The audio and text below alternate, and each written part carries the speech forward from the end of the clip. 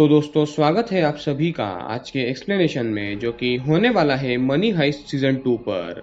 दोस्तों आपने हमारे सीजन 1 के एक्सप्लेनेशन को काफ़ी ज़्यादा प्यार दिया और लगभग हर किसी ने मुझे सीजन 2 एक्सप्लेन करने को कहा। एंड गाइज आज हम सीजन 2 को डिटेल में जानेंगे। अगर आपने सीजन 1 की एक्सप्लेनेशन अभी तक से नहीं देखी है तो उसे ज़रूर देख लें, आपको उसकी link I button and description में मिल जाएगी। सीजन 2 की IMDb रेटिंग है 8.6 आउट ऑफ 10 और इस सीजन में कुल 9 एपिसोड्स हैं। तो दोस्तों अगर आप चैनल पर न्यू हैं तो चैनल को सब्सक्राइब करके बेल आइकन जरूर दबा दें, क्योंकि गाइस 27 अप्रैल को मेरे बर्थडे तक हमारे चैनल पर 20,000 सब्सक्राइबर्स का टारगेट मैंने रखा है। तो प्लीज़ सपोर्ट करें एंड उसे कंप्लीट करें।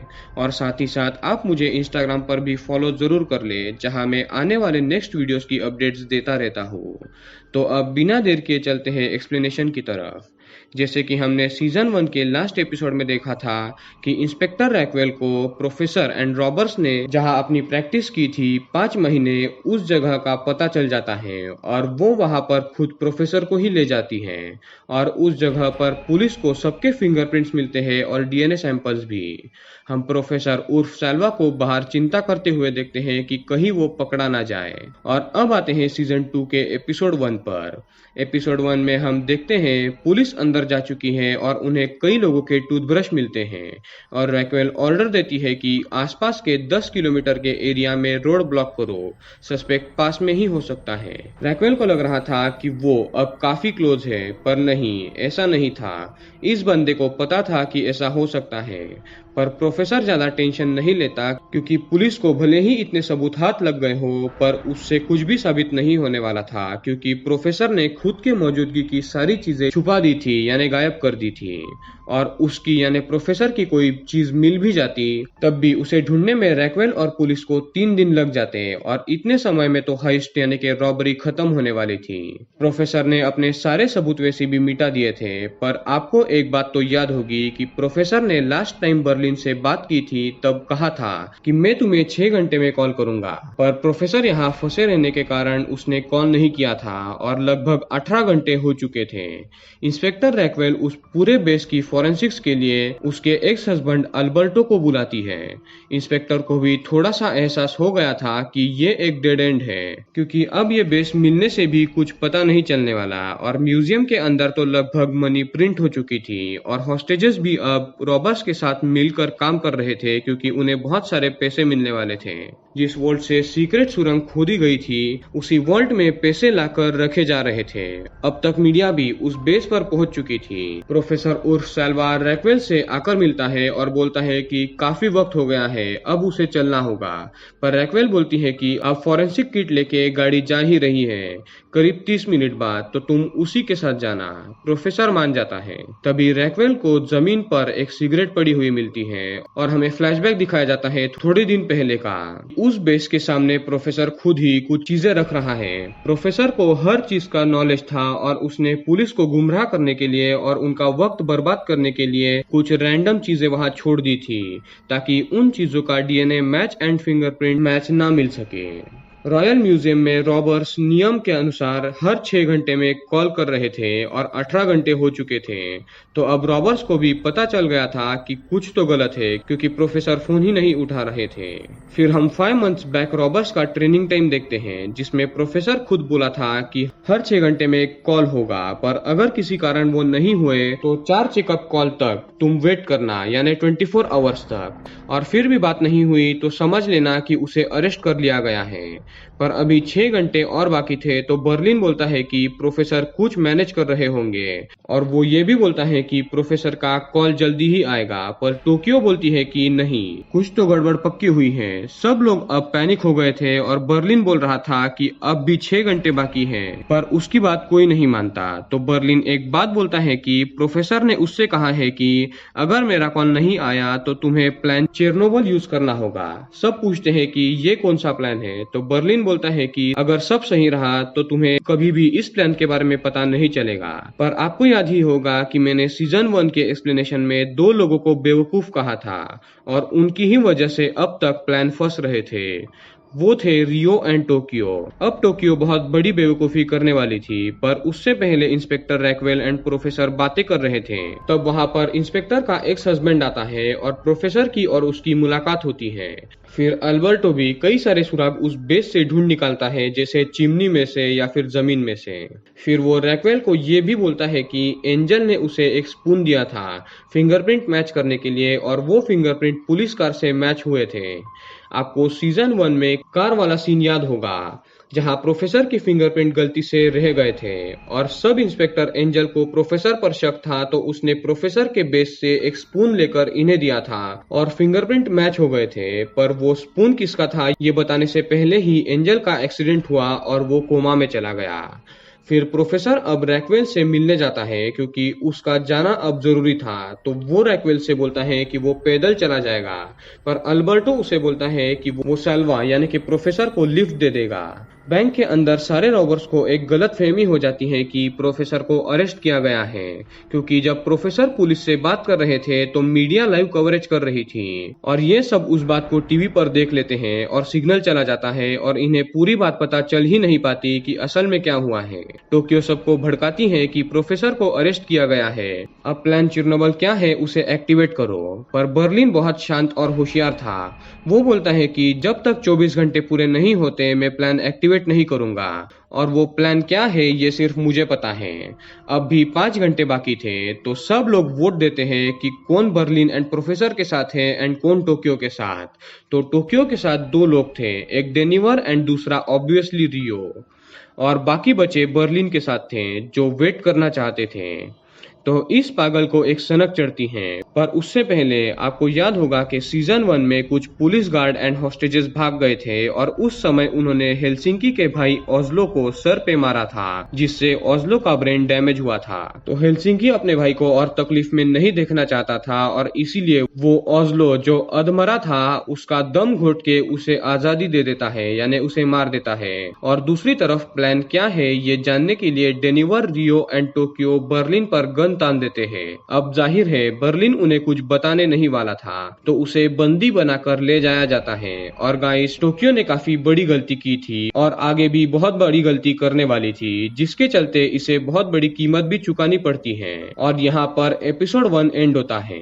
एपिसोड 2 की शुरुआत में हम प्रोफेसर उर्फ सैल्वा को एंड अल्बर्टो को देखते हैं। अल्बर्टो ने प्रोफेसर को लिफ्ट दी थी अपने कार में। तब प्रोफेसर जानबूझकर रैक्वेल एंड अल्बर्टो की रिलेशनशिप के बारे में बात करना स्टार्ट करता है। फिर वो अल्बर्टो को आगे गाड़ी रोकने बोलता है टॉयलेट के बहाने, और फिर एक कचरे के ढेर से ऐसा कुछ ढूंढने लगता है जिससे डीएनए मिले, और उसे किसी के नाखून मिल जाते हैं जिसे वो अपने पास रख लेता है। और फिर आगे गाड़ी में प्रोफेसर अल्बर्टो के बारे में बुरा भला कहता है, क्योंकि अल्बर्टो ने रैक्वेल के छोटी बहन के साथ ही रिलेशन बनाए थे और इसीलिए रैक्वेल एंड अल्बर्टो अलग हुए। थोड़ी देर में अल्बर्टो गुस्सा होता है और वो रास्ते में गाड़ी रोककर प्रोफेसर से फाइट करता है। एंड गाइस, प्रोफेसर सिर्फ दिमाग वाला नहीं, एक फाइटर भी था, जो अल्बर्टो को पहले बहुत मारता है और फिर उसकी कंधे की एक नस पकड़कर अल्बर्टो को बेहोश करता है। फिर उसने जो नाखून लिए थे उस कचरे से उन्हें वो सबूत के सैंपल जो अल्बर्टो के गाड़ी में थे उनसे रिप्लेस कर देता है, ताकि उसके बारे में पता ना चल पाए। दूसरी तरफ बैंक में ये तीनों टोक्यो, डेनिवर एंड रियो टॉयलेट में बर्लिन को ले जाकर टॉयलेट को सील कर देते हैं और फिर उसे फोर्स करते हैं कि ये प्लान चिरनोबल क्या है ये बताओ। पर वो नहीं बताता, तो ये बेवकूफ बर्लिन के रेट्रॉक्सिल जो मेडिसिन थी जिसके चलते वो कुछ महीने जिंदा रहने वाला था, उन्हें बर्लिन के सामने ही फोड़ती है ताकि वो मुंह खोले। पर गाइस, ये फिर भी शांत था क्योंकि इसे सबकी फिक्र थी और वो नहीं चाहता था कि उस प्लान के चलते सब फेल हो, और इसीलिए वो इंचार्ज था क्योंकि प्रोफेसर को गारंटी थी कि ये बंदा कुछ गड़बड़ हुई तो संभाल लेगा। फिर टोक्यो एक और खेल खेलती है, वो पिस्टल में से 5 बुलेट निकालकर एक अंदर ही रहने देती है और एक के बाद एक ऐसे 4 फायर चलाती है बर्लिन के ऊपर। पर लकीली बर्लिन लकी निकलता है और तब मॉस्को टॉयलेट का दरवाजा तोड़ देता है, तो टोक्यो उन पर भी गन तान देती है और अब कोई इससे नहीं डरता और उसे गोली चलाने बोलता है। तो ये शांत होती है और बर्लिन को छुड़ाती है। एंड आपको क्या लगता है, बर्लिन टोक्यो के इतने बड़े बेवकूफ बेवकूफ़ी को इग्नोर करता नहीं। दूसरी तरफ अल्बर्टो को होश आता है और वो प्रोफेसर को गिरफ्तार कर लेता है क्योंकि उसने एक पुलिस ऑफिसर पर हाथ उठाया इसीलिए। और प्रोफेसर को पुलिस स्टेशन में हम शांति से बैठा हुआ देखते हैं और फिर वो वकील को बुलाने के बहाने रैक्वेल को फोन करके बोल देता है कि उसे गिरफ्तार किया है। पर तब तक अल्बर्टो ने एफआईआर लिख डाला था और प्रोफेसर के फिंगरप्रिंट्स भी ले लिए थे।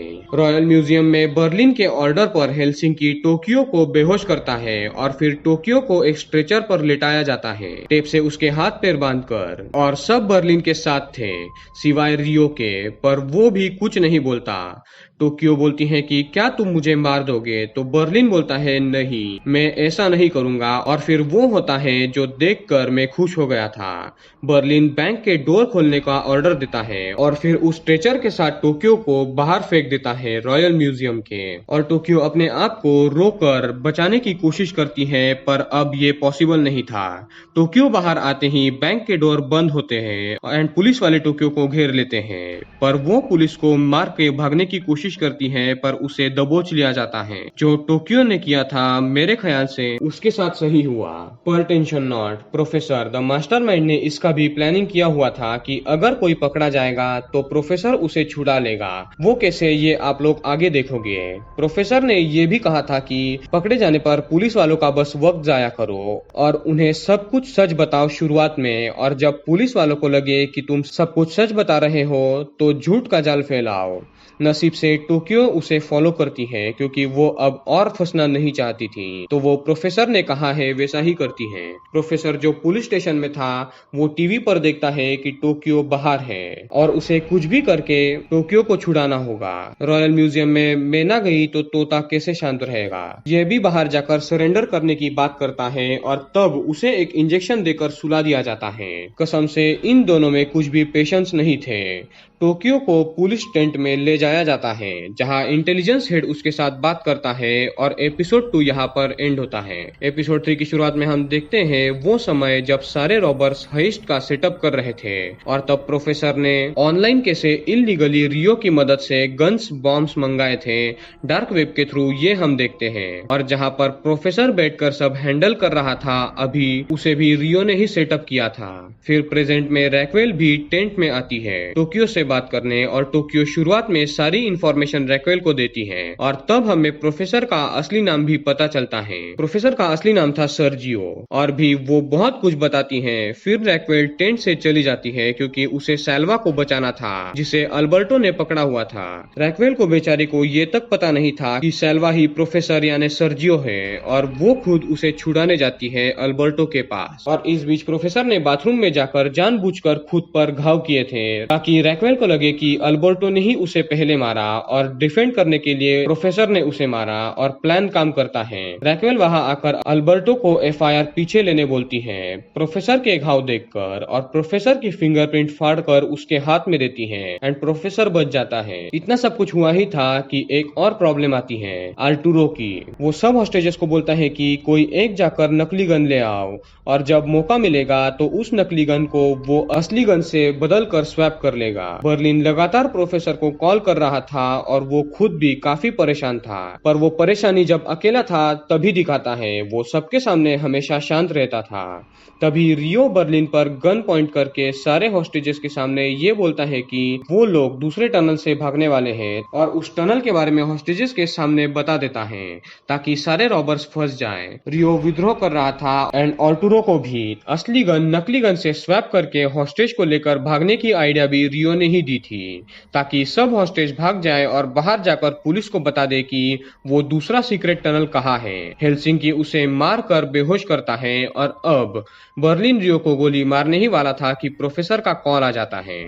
बर्लिन उसे उठाता है और प्रोफेसर बोलता है कि तुमने ऐसा क्यों किया, तुमने टोक्यो को बाहर क्यों फेंका और तुम रियो को भी मारने वाले थे, ऐसा क्यों। और तभी नायरोबी बर्लिन के सर पर मारकर उसे बेहोश करती है एंड प्रोफेसर को बोलती है कि अब वो इंचार्ज होगी ना कि बर्लिन। और हम ये भी देखते हैं कि टोक्यो को कहीं ले जाया जाने वाला था फुल सिक्योरिटी के साथ, और प्रोफेसर को किसी भी हालत में टोक्यो को बचाना था और उसका भी प्लान प्रोफेसर के पास था। एंड एपिसोड 3 यहाँ पर एंड होता है, जिसमें एक्शन कम और फालतू बातें ज्यादा थी जिन्हें मैंने आपको नहीं बताया क्योंकि वो हाइस्ट से रिलेटेड नहीं थी। एपिसोड 4 की शुरुआत में प्रोफेसर नायरोबी को सब कुछ जो उसके साथ हुआ वो बताता है, और वो उस बेस पर इसीलिए गया था क्योंकि वो एक प्लान का पार्ट था। पर एक प्रॉब्लम ये थी कि इंस्पेक्टर रूबियो कभी भी होश में आ सकता था और वक्त बहुत कम था। तभी प्रोफेसर को इंस्पेक्टर का कॉल आता है और इंस्पेक्टर बोलती है कि तुम्हारी साथी टोक्यो अब जेल में जा रही है विदाउट बेल। तो प्रोफेसर बोलता है कि क्या तुम्हें टोक्यो ने कहा नहीं कि वो 72 घंटे से ज्यादा जेल में नहीं रहेगी। तो इंस्पेक्टर बोलती है कि टोक्यो ओवर स्मार्ट बन रही थी, वो ऐसा कर ही नहीं सकती। रैक्वेल ये भी बोलती है कि तुम जल्दी ही पकड़े जाओगे और ये तुम्हें पता है। तो प्रोफेसर बोलता है कि मैं तुम्हारे कॉन्फिडेंस की दाद देता हूँ पर ऐसा नहीं होगा, ये एक तरफा खेल है। और प्रोफेसर फोन रख देता है। फिर हम लोग रॉयल म्यूजियम में नायरोबी को देखते हैं जो अब इंचार्ज थी, एंड आर्टुरो को रियो के बोल याद आते हैं कि नकली गन असली में बदलो और उस गन के सहारे बाहर निकल जाओ। आर्टुरो मोनिका को बोलता है कि डेनिवर जब तुम्हें इंजेक्शन लगाने के लिए आएगा तो तुम नकली गन ले लेना। मोनिका मान जाती है पर गन लेने के लिए नहीं, सिर्फ उस रूम की चाबी लेने के लिए जिसमें गन रखी हुई थी। दूसरी तरफ बर्लिन जख्मी था और हेलसिंकी उसके सर पर पट्टी बांध रहा था, और बर्लिन ये बोलता है कि वो नायरोबी के साथ है। और फिर वो ये बोलता है कि प्लान चर्निवल ये था कि कैश को बलून से बांधकर हवा में छोड़ना है और फिर बलून को गोली मारकर फोड़ देना है, जिससे कि 1 बिलियन यूरोज रास्ते पर गिरेंगे एंड लोग उसे उठाने के लिए आएंगे और हजारों लोग उसे उठाएंगे। तो पुलिस में हड़कंप मचेगी और रॉबर्स अंदर से भाग जाएंगे। पर अब उस प्लान की जरूरत नहीं थी क्योंकि प्रोफेसर ने कॉल कर दिया था। मोनिका किसी तरह चुप कर उस रूम की चाबी ले आती है जहां पर गन्स थी, और आर्टुरो वहां जाकर एक नकली गन उठा लाता है। फिर हम बाहर का सीन देखते हैं सेल्वा एंड रैक्वेल का, जो रात में एक साथ थे, और तब प्रोफेसर रैक्वेल को साइडर यानी वाइन या फिर बियर का एक एग्जाम्पल देकर उसका प्लान इनडायरेक्टली रैक्वेल को बता रहा था कि उसने सब पढ़ा हुआ है कि उसे साइडर कैसे बनाना है जो वर्ल्ड का बेस्ट साइडर हो। यानी वो रॉबरी की बात कर रहा था, वर्ल्ड्स बेस्ट रॉबरी की। फिर वो बोलता है कि उसने सब पढ़ा हुआ है एसिडिटी, फर्मेंटेशन, साइडर के बारे में। यानी वो रॉबर्स एंड पुलिस की बात कर रहा था। और वो ये भी बोलता है कि सिर्फ एक खराब एप्पल जो साइडर को पूरी तरीके से खराब कर सकता है और वर्ल्ड्स बेस्ट साइडर को बर्बाद कर सकता है। यानी वो खराब एप्पल थी टोक्यो, जिसे बर्लिन ने बाहर फेंक दिया था ताकि हेस्ट खराब ना हो। प्रोफेसर ये भी बोलता है कि ये साइडर यानी बियर बनाने का प्लान उसका नहीं, उसके डैड का था। यानी गाइज अब हमें पता चल जाता है कि प्रोफेसर उस रॉबरी का मास्टरमाइंड नहीं था, वो उसके डैड का प्लान था, और उसके डैड भी एक रॉबर थे।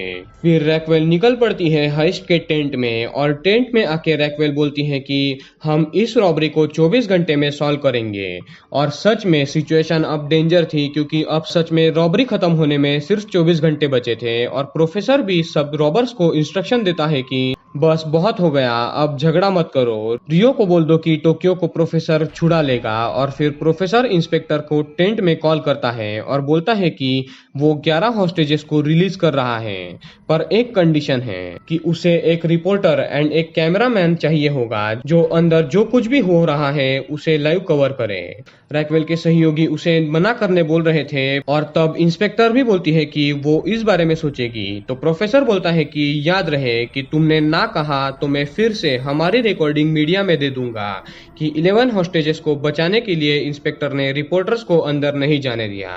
इंस्पेक्टर अब सोच में पड़ जाती है कि क्या करे। और गाइस ये भी एक प्रोफेसर का प्लान था, एक साइकोलॉजिकल गेम। फिर हम रॉबर्स का एक ट्रेनिंग पीरियड देखते हैं जहां प्रोफेसर सबको एग्जांपल देता है कि अगर ब्राजील एंड कैमरून के बीच में फुटबॉल मैच होगा तो तुम किसे सपोर्ट करोगे। तो मॉस्को बोलता है कि हमें पता है कि ब्राजील जीतेगा, पर फिर भी मैं कैमरून को सपोर्ट करूंगा। तो प्रोफेसर यही पॉइंट उठाकर बोलता है कि इवन इफ पुलिस वाले हमें हरा सकते हैं पर फिर भी हमें पब्लिक की सिंपैथी हमारे तरफ से चाहिए।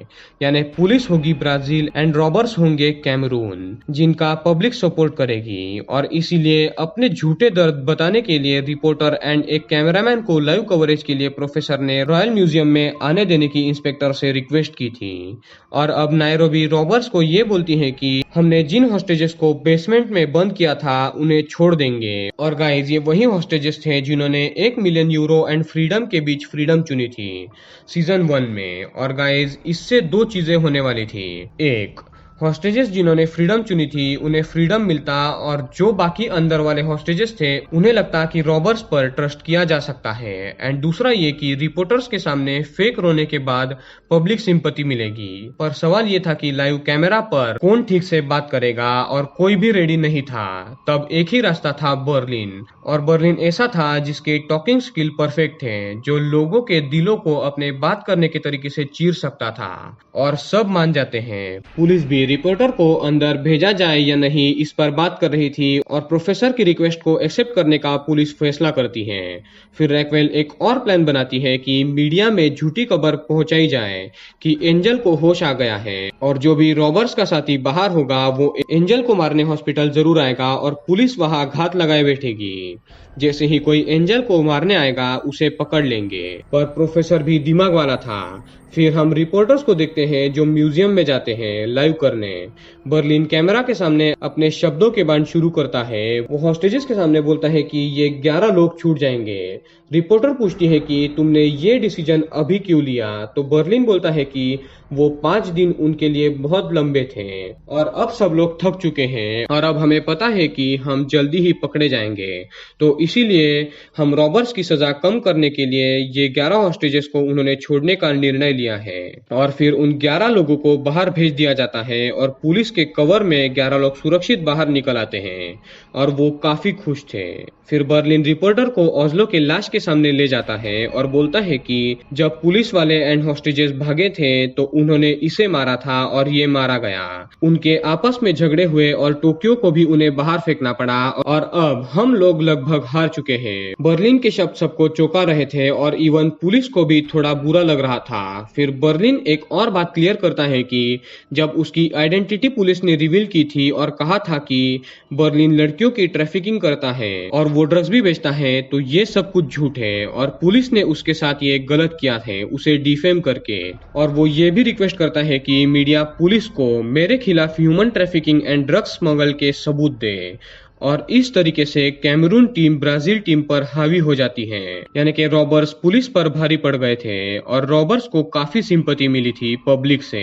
रिपोर्टर्स चले जाते हैं एंड प्रोफेसर बर्लिन को कॉल करता है और बोलता है कि टोक्यो अब जेल से निकलने वाली है, ये रियो को बताओ और टोक्यो वापस से रॉयल म्यूजियम में भी आएगी तुम्हारा साथ देने। फिर प्रोफेसर बर्लिन से बात करता है और प्रोफेसर बोलता है कि पुलिस ने कहा है कि इंस्पेक्टर एंजल कोमा से बाहर आ गया है, तो क्या किया जाए। बर्लिन बोलता है कि 99% ये एक ट्रैप है और तुम 1% चांस के लिए इस तरीके से अंदर जाओ कि किसी को पता ना चले। प्रोफेसर बर्लिन की इस बात से सहमत था एंड वो एक अच्छी ट्रिक निकालता है कि वो हॉस्पिटल में कैसे जाए। एपिसोड 4 यहाँ पर एंड होता है। एपिसोड 5 की शुरुआत में हम सब हॉस्टेजेस को देखते हैं जिन्हें नायरोबी बोल रही थी कि हमने हॉस्टेजेस को छोड़कर अपना प्रॉमिस कंप्लीट किया है, अब हम दूसरा प्रॉमिस भी कंप्लीट करेंगे, तुम सबके घर पर कुछ महीनों के बाद 1 मिलियन यूरोस पहुंचा दिए जाएंगे। नायरोबी चली जाती है और डेनिवर अकेला था। फिर हम प्रोफेसर को देखते हैं जो कि एक मस्त टेक्निक निकालता है हॉस्पिटल में जाकर ये देखने के लिए कि एंजल कोमा से उठा है या नहीं। वो एक जोकर का गेटअप बनाता है।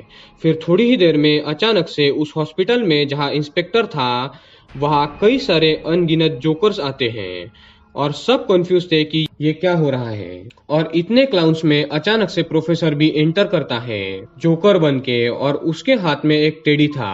तब पुलिस को पता चलता है कि किसी ने फॉल्स एडवर्टाइज करके उस हॉस्पिटल में एक क्लाउन शो इवेंट है ऐसा कहा था, इसीलिए इतने क्लाउन वहां आए थे। प्रोफेसर छोटे बच्चों के रूम में जाकर अपने हाथ का बनी उन्हें देता है और उस बनी के आंख में एक कैमरा था और उस बच्चे को इंस्पेक्टर एंजल के रूम में जाने को बोलकर प्रोफेसर बाहर चला जाता है सारे जोकर्स के साथ और बाहर जाकर कैमरा के थ्रू देखता है कि वो ट्रैप था और अपने आप से खुश होकर प्रोफेसर अपने बेस पर निकल पड़ता है। फिर थोड़ी ही देर में न्यूज वाले न्यूज पर ये बताते हैं कि बर्लिन पर कोई भी human trafficking and drugs smuggle की केस नहीं है और पुलिस ने पब्लिक के आंख में धूल झोंकी है और इसके चलते पुलिस के प्रति पब्लिक और भी हताश हो जाती है एंड पुलिस पर से सबका भरोसा उड़ जाता है। रॉयल म्यूजियम में डेनिवर को अकेला देखकर अपने पास वाले असली गन से ऑल्टोरो डेनिवर पर गन तानता है और डेनिवर जब अपनी गन निकालता है तो वो नकली गन थी। इसके बारे में सारे रॉबर्स को पता लग जाता है और रियो ही इसकी खबर सबको देता है। वो बर्लिन ने टोक्यो के साथ जो किया उसके लिए गुस्सा था, पर अब जब प्रोफेसर ने कहा कि वो टोक्यो को छुड़ा देंगे तो वो रॉबर्स के साथ आ चुका था और उसने जो प्लान ऑल्ट्रो को बोला था उसे फेल करते हुए तुरंत इलेक्ट्रॉनिक डोर्स जो रॉयल म्यूजियम के थे उन्हें अपने पीसी के थ्रू लॉक कर देता है और जब मोनिका उसे खोलने की कोशिश करती है तो कुछ नहीं होता। तो वो डेनिवर पर गन तान कर बोलता है कि उसे जाने दो, नहीं तो वो डेनिवर को मार देगा। पर मोनिका जो थी वो डेनिवर से प्यार करती थी और उसे बचाने के लिए वो ऑल्ट्रो के सर पर मार के उसे बेहोश कर देती हैं और सब ठीक हो जाता है। एंड गाइज अब अनऑफिशियली ही सही पर मोनिका अब रॉबर्स के ग्रुप में शामिल हो गई थी। दूसरी तरफ रैक्वेल सैल्वा उर्फ प्रोफेसर से कॉफी शॉप में मिलती है और इस बार प्रोफेसर पकड़ा जाता है। रैक्वेल को प्रोफेसर के कपड़ों पर जोकर के बाल दिख जाते हैं और वो समझ जाती है कि उस हॉस्पिटल में जोकर बन के वही आया था। एंजल ने उसी के बारे में बोला था और इंस्पेक्टर काफी दुखी होती है। वो जिससे प्यार करती थी वो रॉबर का साथी निकला। तो रैक्वेल प्रोफेसर को टॉयलेट में ले जाती है और गन दिखाकर सच सच बताने बोलती है और उसे हथकड़ियां भी लगाती है। एंड गाइस इस बार सच में प्रोफेसर पकड़ा गया था और ये प्लान में बिल्कुल भी नहीं था। रॉयल म्यूजियम में हेलसिंकी अब ऑल्ट्रो के शरीर पर काफी ज्यादा प्लास्टिक एक्सप्लोजिव्स लगाता है क्योंकि ऑल्ट्रो शुरुआत से फुदक रहा था और इसकी ही वजह से ओस्लो भी मारा गया था। हेलसिंकी बोलता है कि अगर तुमने इसे टच किया या फिर तुम्हें पसीना भी आया तो बम फट जाएंगे। ऑल्ट्रो अब बुरा फंसा था और दूसरा कोई बुरा फंसा था तो वो था professor. But guys luckily Raquel professor के बारे में अपने टीम को कुछ नहीं बताती और उसे उनके टोलेडो हाउस में ले जाती है जहां सबने ट्रेनिंग की थी 5 महीने की। एंड रॉयल म्यूजियम में तो कोई भी हॉस्टेज नैरोबी की बात नहीं सुन रहा था। तो बर्लिन फिर से इंचार्ज बनता है एंड एपिसोड 5 यहाँ पर एंड होता है। एंड गाइज अगले 4 एपिसोड जो है वो काफी ज्यादा अच्छे एंड इम्पोर्टेंट है जिसे देखकर आप खुश हो जाओगे।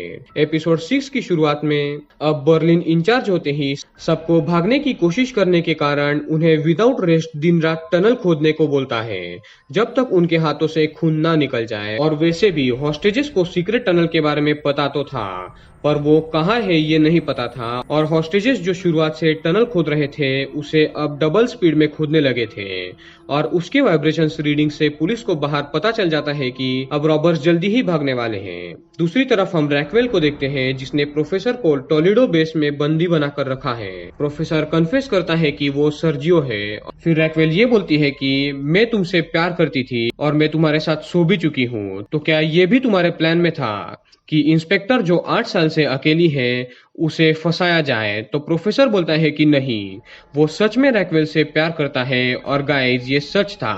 प्रोफेसर वाकई में रैक्वेल से प्यार करता था।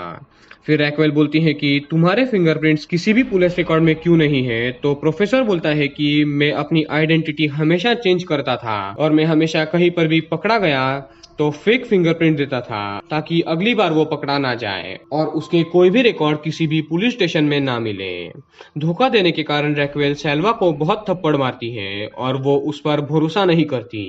तब वो कुछ सामान लेने के लिए प्रोफेसर को छोड़कर बाहर चली जाती हैं अपनी कार लेकर। एंड गाइज अब दूसरी तरफ वो समय आता है जब टोक्यो पुलिस से आजाद होने वाली थी। 2 बड़ी गाड़ियां पुलिस की गाड़ियों को रोकती है एंड कुछ लोग जल्दी से सबके कांच पर काला स्प्रे छिड़क कर बॉम्ब लगाते हैं और जल्दी से सारे पुलिस वाले कार से बाहर आ जाते हैं डर के मारे।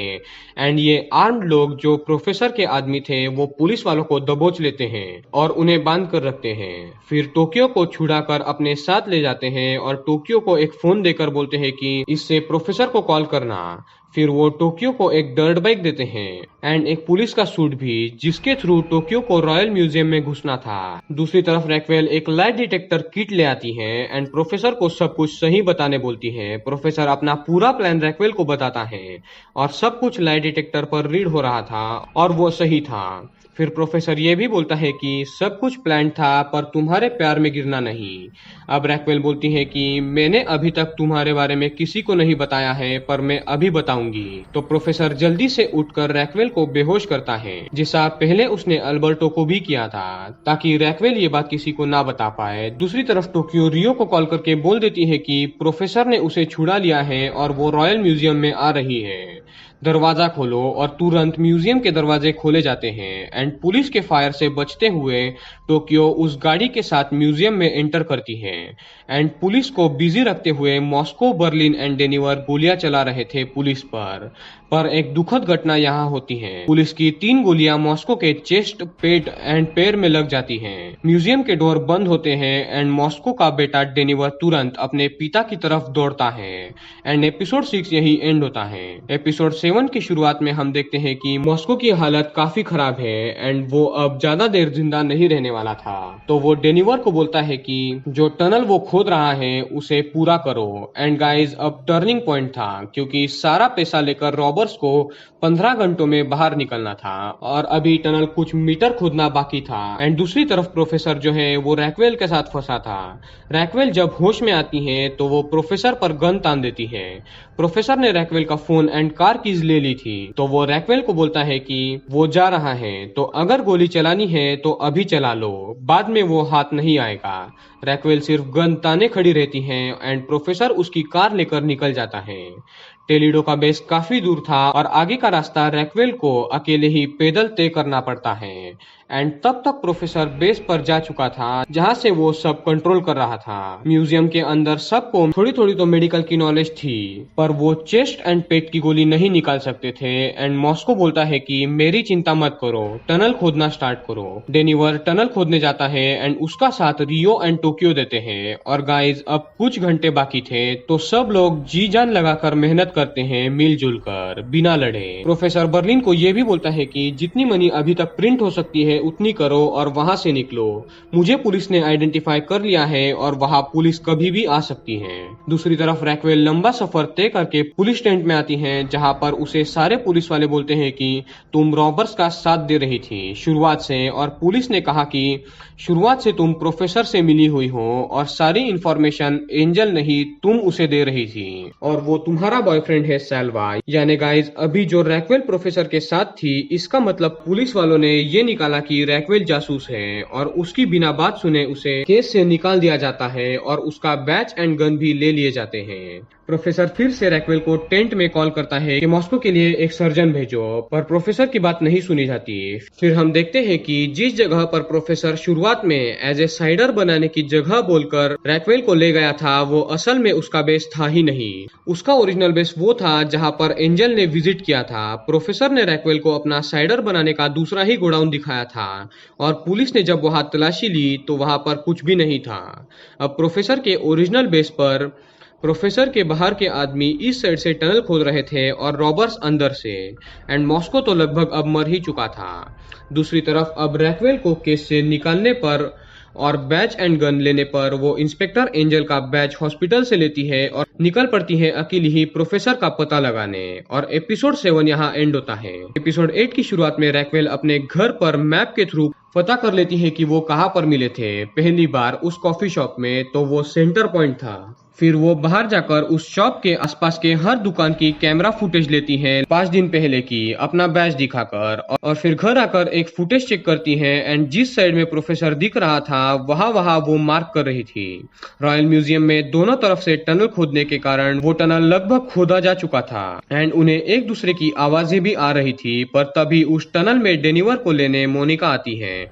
जब वो बाहर जाता है तो मॉस्को अपनी आखिरी सांसें ले रहा था। मरते वक्त वो मोनिका को बोलता है कि डेनिवर का ख्याल रखना, एंड फिर वो मर जाता है। बर्लिन मॉस्को के मौत की खबर प्रोफेसर को देता है एंड प्रोफेसर बहुत रोता है। एंड 8 रॉबर्स में से 2 रॉबर्स तो मारे गए थे, ऑस्लो एंड मॉस्को। उनकी अंतिम क्रिया की जाती है और बाहर हम देखते हैं कि पुलिस वाले म्यूजियम में घुसने वाले थे पीछे के डोर से, एंड रैक्वेल भी प्रोफेसर का मेन बेस का पता लगा चुकी थी और वो वहां पहुंचकर अंदर जाती है, पर वहां प्रोफेसर एंड उसके आदमी पहले से ही तैयार थे और वो इजीली रैक्वेल को बंदी बना लेते हैं। फिर टनल खोदकर कंप्लीट होता है और खुद प्रोफेसर उस टनल के थ्रू म्यूजियम में घुसकर सबसे मिलता है, खास करके डेनिवर एंड हेल्सिंकी से, क्योंकि उन दोनों ने अपने लोग खोए थे। फिर वो प्रिंट किए हुए पैसों को देखता है जो बहुत ज्यादा थे और उसे ले जाने में कुछ घंटे लगने वाले थे, पर पुलिस टीम अंदर जाने के लिए तैयार थी। एंड अब वक्त काफी कम था। अब सब लोग हॉस्टेजेस की मदद से पैसे वॉल्ट में रखवाते हैं और सारे हॉस्टेजेस को बोलते हैं कि तुम जो टनल बना रहे हो उसे जल्दी से कंप्लीट करो। पर एलिसन देख लेती है कि वो लोग पैसे दूसरे टनल से ले जा रहे हैं एंड गाइस तेजी से पैसे ले जाए जा रहे थे। रॉबर्ट्स को थोड़ा टाइम मिले, इसके चलते प्रोफेसर रियो के थ्रू एक फेक फ्रीक्वेंसी कन्वर्ट करवाता है, जिसके चलते पुलिस को कंफ्यूजन हो कि असल में किस टनल से रॉबर्ट्स बाहर जा रहे हैं और 2 घंटे इन्हें एक्स्ट्रा मिले। फिर ये लोग जो फेक टनल था उस जगह पर एक्सप्लोजिव्स लगाते हैं ताकि पुलिस उस फेक टनल के तरफ जाते वक्त ही उन एक्सप्लोजिव्स को डिफ्यूज करने लगे। रैक्वेल को तो बांध कर प्रोफेसर ने रखा था। तभी एंजल का कॉल आता है, यानी वो होश में आ गया था और वो अगर मुंह खोलता तो 5 मिनट में पुलिस प्रोफेसर के बेस पर आती। इसीलिए प्रोफेसर रैक्वेल को बोलता है कि एंजल से कहो कि जब तक वो वहां नहीं आती किसी को कुछ मत बताना। और ऐसा ही होता है। एंजल बोलता है कि वो होश में आ गया है। रैक्वेल बहुत रोती है और फिर एंजल बोलता है कि मैंने सुना कि तुम्हें इन्वेस्टिगेशन से निकाल दिया गया। तो वो बोलती है हाँ ऐसा ही हुआ है। एंजल बोलता है कि तुम यहाँ आओ एंड किसी को मत बोलो कि वो होश में आया है। पर पुलिस को खबर लग जाती है कॉल हिस्ट्री से कि एंजल ने अभी कॉल किया था रैक्वेल को। तो रैक्वेल बोलती है कि प्रोफेसर तुम्हारे पास कोई ऑप्शन नहीं है, मुझे एंजल से मिलने दो। और प्रोफेसर उसे आजाद कर देता है। एंड गाइज रैक्वेल प्रोफेसर को किस करती है एंड अब ठीक मोनिका की ही तरह रैक्वेल भी रॉबरी में शामिल हो गई थी इनडायरेक्टली। एंड एपिसोड 8 यहाँ पर एंड होता है। बर्लिन के कहने पर नायरोबी प्रिंटिंग रोक देती है और ये लोग टोटल 2400 मिलियन तो नहीं प्रिंट कर पाए, पर अमाउंट 2400 मिलियन के काफी पास थी। और वैसे भी 2 शेयर्स 2400 मिलियन में कम थे। ऑस्लो एंड मॉस्को के तो ये सेम ही हो जाता है। एंड जितने पैसे हर एक के हिस्से में आने वाले थे वो उतने ही थे।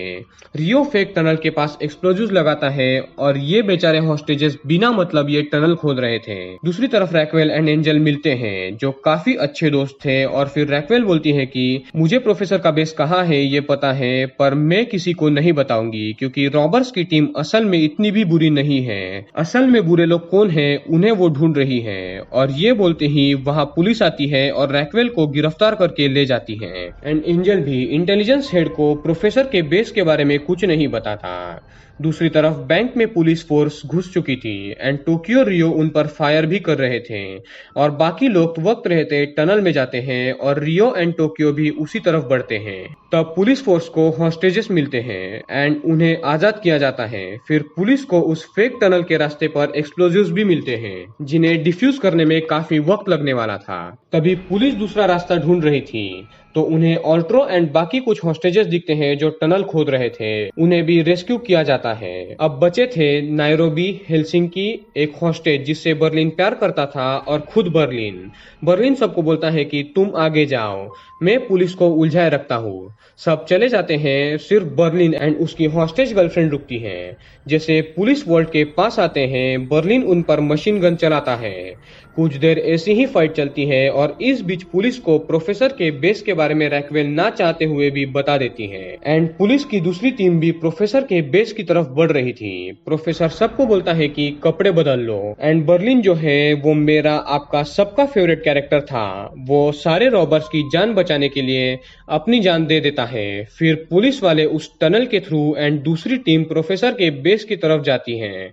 पर जब उस टनल के थ्रू पुलिस प्रोफेसर के बेस में जाती है तो पूरा बेस खाली था। एंड गाइस ये लोग यानी रॉबर्स एंड प्रोफेसर वहां से भाग चुके थे और वो कैसे ये हमें अब दिखाया जाता है। उस बेस के पीछे के डोर से एक कंटेनर जिसमें पैसे थे उसमें हेलसिंकी एंड प्रोफेसर दोनों भाग जाते हैं और पुलिस रास्ते में उस कंटेनर को नोटिस ही नहीं करती। एंड बाकी लोग अच्छे कपड़े एंड गेटअप में गर्लफ्रेंड बॉयफ्रेंड बनकर भाग जाते हैं। एंड गाइस 2400 मिलियन तो नहीं पर करीब 2000 मिलियन यूरोस को लेकर रॉबर्स निकल जाते हैं। एंड रॉबरी यानी हाइस्ट सक्सेसफुल साबित हुई, 2000 मिलियन की सक्सेसफुल रॉबरी। फिर हमें 1 साल बाद की कहानी दिखाई जाती है जहां न्यूज पर दिखाया जा रहा था कि अब तक एक भी रॉबर पकड़ा नहीं गया है एंड ये इतिहास की सबसे बड़ी सक्सेसफुल रॉबरी साबित हुई। फिर हम रैक्वेल को देखते हैं जिसे 1 साल पहले ही प्रोफेसर ने 4 फोटोज के थ्रू एक लोकेशन दी थी, डायरेक्शन एंड एंगल्स के साथ। रैक्वेल उसे मोबाइल पर देखती है एंड फिर कुछ ही दिनों में उस जगह पर पहुंच जाती है जहां प्रोफेसर ने उसे क्लू दिया था। तब रैक्वेल के फोन की बैटरी खत्म होती है एंड वो सीन आपको याद होगा, शुरुआत वाला। प्रोफेसर ने रैक्वेल को फोन देकर मदद की थी एपिसोड 1 के एंड में। ठीक वैसे ही इस बार भी सीजन 2 के एपिसोड एंड में 1 साल के बाद प्रोफेसर रैक्वेल के सामने आकर बोलता है कि तुम मेरा फोन ले सकती हो एंड रैक्वेल हंसने लगती है एंड मनी हाइस्ट सीजन 2 यहाँ पर एंड होता है विद सक्सेसफुल रॉबरी, जिसमें 2 लोग मरे पर 2 लोग नए जुड़ गए। मॉस्को एंड ओस्लो मारे गए पर मोनिका एंड रैक्वेल शामिल हुई एंड सीजन 2 एंड हुआ। पर गाइज ये कहानी यहीं पर खत्म नहीं होती है, अभी सीजन 3 एंड 4 बाकी है जिसमें और भी ट्विस्ट एंड टर्न्स है, तो मैं उसे भी एक्सप्लेन करूंगा, डोंट वरी। तो दोस्तों ये थी मनी हाइस्ट सीजन 2 की detail explanation with all episodes in one video. I hope कि आपको ये पसंद आई होगी, तो वीडियो को लाइक करें एंड चैनल को सब्सक्राइब करके बेल आइकॉन जरूर दबा दें, क्योंकि ऐसी ही बड़ी वीडियोस बनाने में मुझे काफी मेहनत लगती है। तो प्लीज सपोर्ट करें एंड साथ ही साथ आप मुझे इंस्टाग्राम पर भी फॉलो कर ले, आपको लिंक डिस्क्रिप्शन में मिल जाएगी। तो मिलते हैं।